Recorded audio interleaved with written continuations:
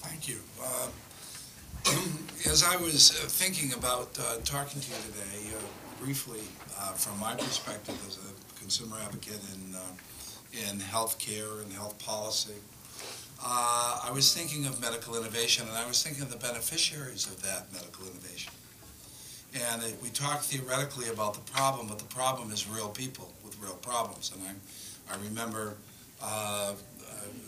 based on Kathy's comments, I remember when I became Deputy Commissioner of Health in New Jersey, I was Deputy Commissioner for about a month when one of my colleagues died from AIDS, tragically.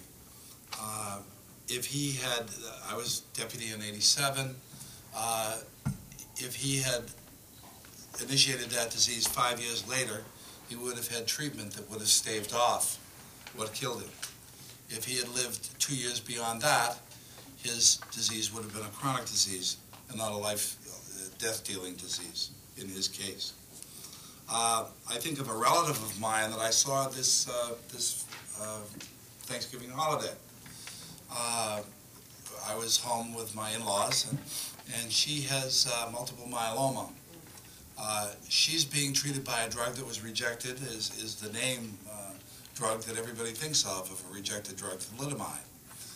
But because researchers didn't give up on thalidomide, her multiple myeloma is in remission. Because researchers innovated with what everybody could have thrown their hands up and said this is catastrophic, turned into an opportunity. And finally, a personal situation. It was Thanksgiving 2 years ago when I was driving home to the same place for Thanksgiving, and I suffered a major debilitating stroke, personally. That stroke, if it had occurred 10 years ago, I would be in a nursing home. It was a devastating stroke. As it was, because of medical innovation, I gave a speech in Washington, D.C. 10 days after my stroke. So there is a difference in what medical innovation can do. And I want to talk about just one quick concept for you to track what's going on in health reform and elsewhere. We're very active, as you know, in New Jersey on health reform, and we're looking to what's happening federally. You should keep an eye on what I call a trajectory of solutions. What does that trajectory look like? How long does it take to get to a solution? And I think as Kathy was talking and some of the other people that have spoken, that has been, over the years, shrinking. The way we go from problem to finding a solution, that's shrinking. That's a good thing. But now, we're seeing that that is expanding again. That trajectory is slowing. That should be real cause for concern.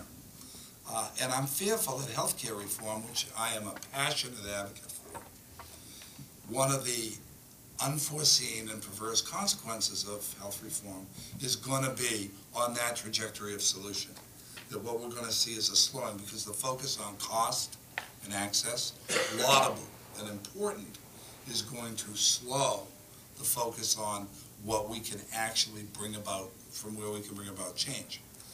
I speak a lot about transparency and people understanding things and explaining things, but I always try to point out to people that we're trying to educate consumers into being concerned and cost-conscious consumers.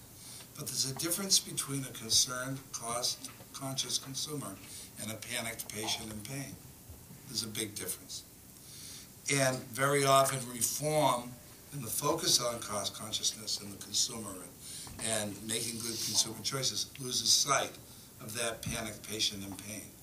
The panicked patient in pain is not looking for a theoretical construct.